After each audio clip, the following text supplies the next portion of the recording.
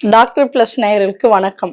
இப்போ ரொம்ப முக்கியமானது பார்க்குறோம், வெண்பூசணி. வெண்பூசணியுடைய பயன்கள், நம்ம என்ன மருத்துவ குணம் இருக்கு, நம்ம எப்படி யார் எப்படி அது சாப்பிடணும். ஒருத்தவங்க சூப்பில் சாப்பிடலாம், ஒருத்தவங்க லிக்விடா, அதாவது ஜூஸ் மாதிரி குடிப்பீங்க. இன்னொருத்தவங்க பார்த்தீங்கன்னா எப்பயும் நறுக்கி போட்டு சாப்பிடுவீங்க. இது மாதிரி 3-4 வகையில் நிறையா பேர் எல்லாம் செய்கிறீங்க. அது என்னென்ன எப்படி எப்படி சாப்பிட்ணும், எந்தெந்த உறுப்பை சரி பண்ணுது, யார் யார் சாப்பிட்லாம் அப்படின்றத நான் சொல்கிறேன் உங்களுக்கு.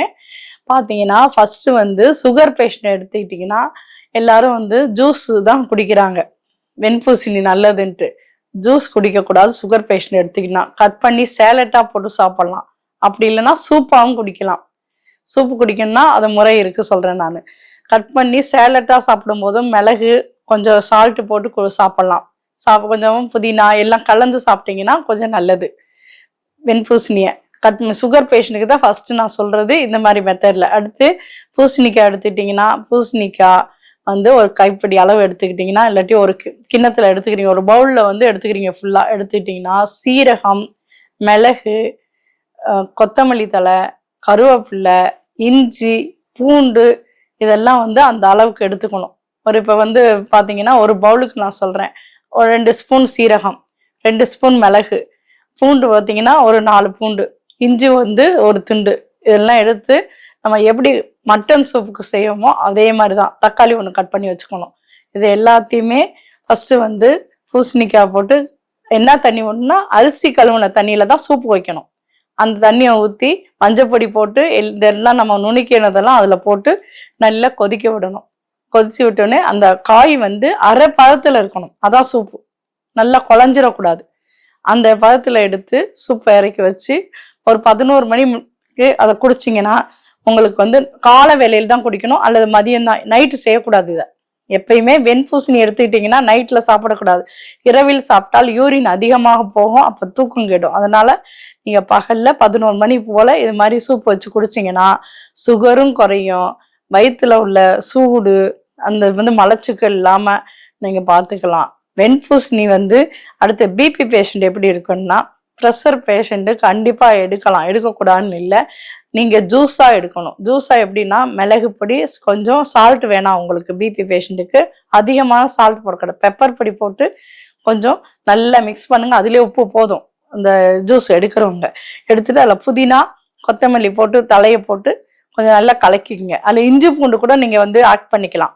ஆட் பண்ணிவிட்டு ஸ்பூனை போட்டு மெதுவாக வாயில் சிப் பண்ணி குடிக்கணும். ப்ரெஷர் பேஷண்ட்டு குடிக்கும்போது உங்களுக்கு யூரின் வழியாக ப்ரெஷர் யூரின் போய் நல்லா பிபி குறையும், ப்ரெஷர் குறைஞ்சிரும், மயக்கம் வராது.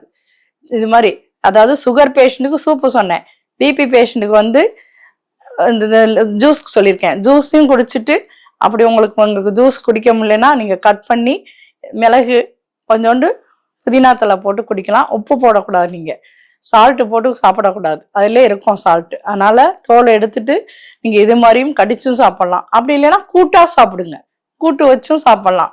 கூட்டில் பாசிப்பருப்பு போட்டு கூட்டு வைப்பாங்க, சில பேர் கடலைப்பருப்பு போடுவாங்க. மெயினாக பாசிப்பருப்பு போட்டு கூட்டு வச்சு சாப்பிட்டிங்கன்னா தான் பெஸ்ட்டு. கடலைப்பருப்பில் கேஸ் பிரச்சனை இருக்கும், அதனால் அது போட வேணாம்.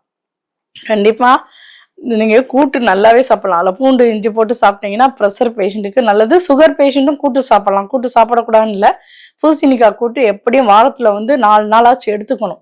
அப்படி இல்லையா உங்களுக்கு இட்லிக்கு சரி எதுவும் செய்ய முடியல, சட்னி செய்யறதுக்கு, அதுக்கு நீங்கள் இது மாதிரி கூட்டு வச்சு சாப்பிடலாம். சாப்பிடும் போது உங்களுக்கு 2 பேருமே பிபியோ சுகரோ இதை நல்லா சாப்பிடலாம். சாப்பிட்டா நல்லது. யூரின் வழியாக எல்லாமே பிரித்து கொடுக்கும், ரத்தத்தை சுத்தம் பண்ணும். அதாவது கண் பார்வைன்றது குளிர்ச்சியா இருந்தால் தான் கண் நல்லா இருக்கும். அதனால இதெல்லாம் சாப்பிடும்போது கண்ணுக்கு, முடிக்கு, இதுக்கெல்லாம் பூசணிக்காய் ரொம்ப நல்லது. வெண்பூசணி நான் சொல்றது, வெண்பூசணி தான் சாப்பிடணும். அதுதான் இந்த சுகர் பேஷண்ட்டுக்கோ பிபி பேஷண்ட்டுக்கு நல்லது. அதுல மூட்டு வலி இருக்கிறவங்க இந்த மெத்தடில் சாப்பிடக்கூடாது. ஜூஸோ அல்லது பச்சையா சாப்பிட்றது கூடாது. கூட்டு தான் சாப்பிடணும். கூட்டோ அல்லது பொரியல் பண்ணி சாப்பிடலாம். மூட்டு வலி பேஷண்ட் கண்டிப்பா கொஞ்சம் குளிர்ச்சியா இருக்கும்போது பூசணிக்காய் எடுக்கக்கூடாது. மழை பெய்யுது, கொஞ்சம் கூலிங்கா இருக்கும்போது எடுக்கக்கூடாது மூட்டு வலி பேஷண்ட். ஏன்னா நீர் அதிகமா இருக்கும்போது வலிகள் அதிகமாயிரும். அதனால மூட்டு வலி பேஷண்ட்டை பொறுத்தளவு சமைத்து தான் உண்ண வேண்டும், பச்சையா சாப்பிடக்கூடாது. குழந்தைகளுக்கு அந்த வாட்டர் எடுத்து வெயில் அதிகமா இருக்கும்போது கண்டிப்பா ஜூஸ் கொடுக்கலாம். அவங்களுக்கு கொஞ்சம் தேன் ஆட் பண்ணி கொடுங்க. ஸோ குழந்தைகளுக்கு வந்து மிளகு பொடி இது மாதிரி சளி அதிகமாக இருக்குது அப்படின்னா பெப்பர் பொடியும் சால்ட்டு கலந்து கொடுக்கலாம். அப்படி இல்லைன்னா நீங்கள் வந்து லேசாக வார்ம் அப் பண்ணி கூட கொடுக்கலாம். கொடுக்கும்போது தேன் ஆட் பண்ணி கொடுங்க. கொடுக்குறவங்க சும்மா சாதா ஜூஸாக கொடுக்குறேன் நான் அப்படின்றவங்க தேன் ஆட் பண்ணி கொடுத்தீங்கன்னா அதில் தொண்டை கரகரப்போ அல்லது சளி பிடிக்கிறதோ இருக்காது. இந்த இந்த இந்த மருந்து கிடையாது, இது உணவு.